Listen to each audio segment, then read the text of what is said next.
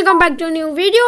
आप सभी का स्वागत है मेरे यूट्यूब चैनल करुणा पढ़ाई में। और आज हम आ चुके हैं 5th स्टैंडर्ड के साइंस के साथ। और आज के हमारे चैप्टर का नाम है the earth and it's living world. और आज हम आ चुके हैं 3rd चैप्टर के साथ। चलिए पढ़ाई करते हैं। अभी हम यहाँ पे एक डायग्राम देख सकते हैं। इस डायग्राम में क्या क्या लिखा गया है? Biosphere, atmosphere, hydrosphere, lithosphere. अभी ये सब मैं आपको एक जल्दी से एक्सप्लेन करता हूँ।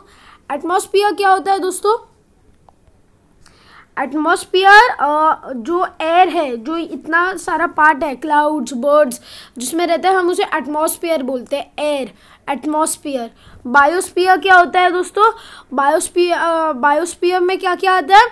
लैंड का पार्ट आता है, लैंड के ऊपरी हिस्सा आता है लैंड का।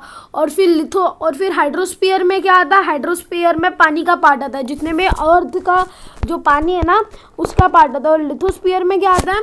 लिथोस्फीयर में जो अर्थ का अंदरूनी हिस्सा है, जिसमें इनर लैंड है, अंडर लैंड है, उसे लिथोस्फीयर कहते हैं दोस्तों। अभी हम आते हैं दीज स्पीयर्स ऑफ अर्थ। ये सारी क्या है? ये अर्थ के स्पीयर्स है। कितने हैं? 1 2 3 4 स्पीयर्स है अर्थ के। ये आपको बहुत ज़्यादा याद रखना है और आप ये डायग्राम ड्रॉ कर सकते हो आपको चाहिए तो। The lithosphere and hydrosphere.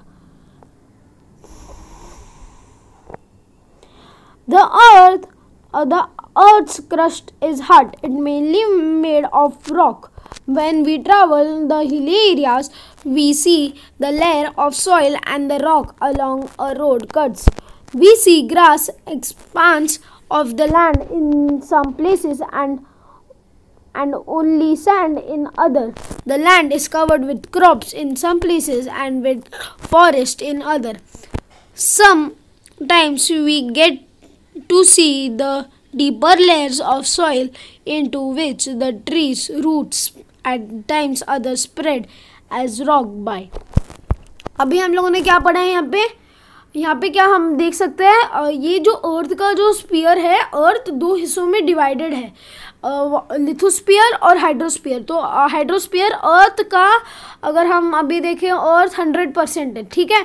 तो अर्थ का 71% वाटर कैरी करता है और जो बाकी का 29% रहता है वो लैंड का है दोस्तों। अभी फिर हम आगे बढ़ेंगे। अभी जो ये साइड का, लेफ्ट हैंड साइड का ये पैरा, मैं आपको ये एक्सप्लेन कर देता हूँ पहले। इसमें हम क्या देखते हैं? एटमॉस्फेयर। और इसमें क्या दिखाया गया है? उसके रिस्पेक्टिवली दिखाया गया है। अभी हाइड्रोस्फीयर मतलब पानी का स्फीयर, लैंड का स्फीयर लिथोस्फीयर। फिर जो हाइड्रोस्फीयर होता है वो क्या होता है? वो पानी का होता है। और फिर यहाँ पे लिथोस्फीयर क्या होता है? वो अर्थ का होता है, वो लैंड का होता है। और फिर जो एटमॉस्फेयर क्या होता है? वो एयर का होता है। और ये बायोस्फीयर क्या है? The biosphere spreads in all other 3 spheres. जो बायोस्फीयर है वो ऑल अदर 3 स्पीयर्स में है। तब ये तीनों स्पीयर्स ऐड हो जाते हैं तभी हम उन्हें बायोस्फीयर कहते हैं दोस्तों। अभी हम आगे आते हैं। ये जो अब मैं यहाँ पे पढ़ूंगा ये इस चीज़ का कंटिन्यूएशन है, ये इस चीज़ का कंटिन्यूएशन है दोस्तों, इस चीज़ का। अभी हम आगे आ जाते हैं। Tree roots there are gentle mountain slopes as well as sheer cliffs of rocks. All these land features are a part of Earth lithosphere. Much of Earth's surface is occupied by water. The lithosphere extends under the water too. अब क्या है? Lithosphere, पूरी अर्थ lithosphere से covered है दोस्तों। Lithosphere के ऊपर पानी आता है। और पानी क्या? पानी क्या करता है? लिथोस्फीयर के ऊपर रहता है। इसलिए जो पानी है, पानी की क्वांटिटी ज़्यादा है, तो पानी बहुत सारा पार्ट जो है लिथोस्फीयर का, वो जो लिथोस्फीयर का जो पार्ट था, जो लैंड था, वो पानी के अंदर चला गया और वो पानी का ही पार्ट माना जाता है। अभी हम यहाँ पे क्या देख रहे हैं? यहाँ पे एक बहुत अच्छी पिक्चर है। अभी यहाँ पे क्या क्या है? ये है सी शोर। यहाँ पे क्या है? बीच। यहाँ पे क्या है? हिललॉक। हिललॉक मतलब क्या? 2 हिल्स के बीच में जो जगह होती है हम उसे हिललॉक कहते हैं। और फिर क्या यहाँ पे क्या है? प्लेन है, प्लेन लैंड है, यहाँ पे फार्मिंग कर सकते हो। ये क्या है? रिवर है। यहाँ पे क्या है? वैली है। वैली क्या होती है? जब दो हिल्स या माउंटेन्स के बीच में से एक रिवर फ्लो करती है और जो पार्ट रहता है वैली का, ये पार्ट हम उसे वैली कहते हैं। और फिर हम आ जाते हैं माउंटेन्स पे, और फिर ये क्या है, पास कहते हैं हमें। ये जो रोड्स है ना ऐसे जिगजैग बना, हम उसे पास कहते हैं। और फिर ये जो वैली यहाँ पे वापस वैली है, और फिर यहाँ पे हिल लॉक है, और फिर हम यहाँ पे क्या देखते हैं, प्लेन ट्यूना। यहाँ पे ये क्या चीज़ है, जो ऐसी चीज़ जो प्लेन है पर वो हाइट में बड़ी है, और वो हिल की तरह ही है, पर वो फ्लैट है। तो उसे हम क्या कहते हैं, प्लेट्यू कहते हैं दोस्तों, प्लेट्यू कहते हैं। ये क्या है, प्लेट्यू है।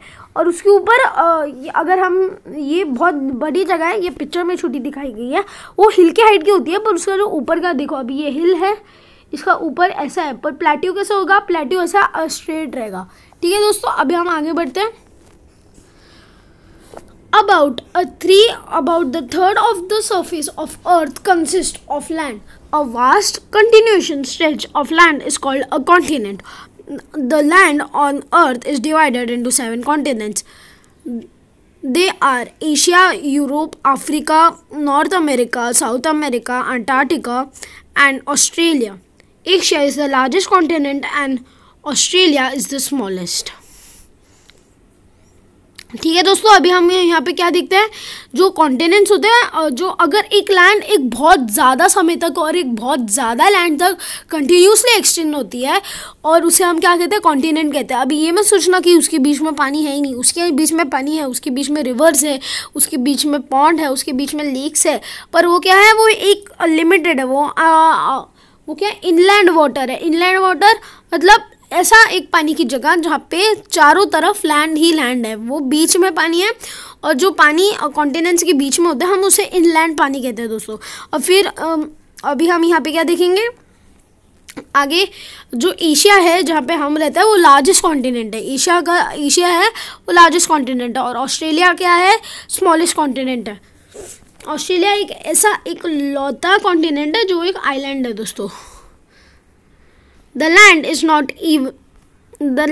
not even at all places. The unevenness of gives different shape to the land in different places. They are called landforms. अब क्या है, हर एक जगह पे लैंड सेम नहीं हो सकती, तो उसके अलग अलग चीज़ों को क्या कहते हैं हम, landforms. Landforms like plains, hills and mountains etcetera. Two-thirds of the Earth's surface is covered with water. Most of the water is in the ocean. Ocean water is salty. There are 5 oceans, namely Atlantic Ocean, Pacific Ocean, Arctic Ocean, the Southern Ocean, and the Indian Ocean. The land along the margins of the ocean is called a coastal region. Water bodies of different shapes and sizes are formed along the coastal, for example, seas, bay, strait, gulf, creek, etc. These water bodies are part of ocean surface water. There are many streams of water flowing over land. The water is not salty but fresh.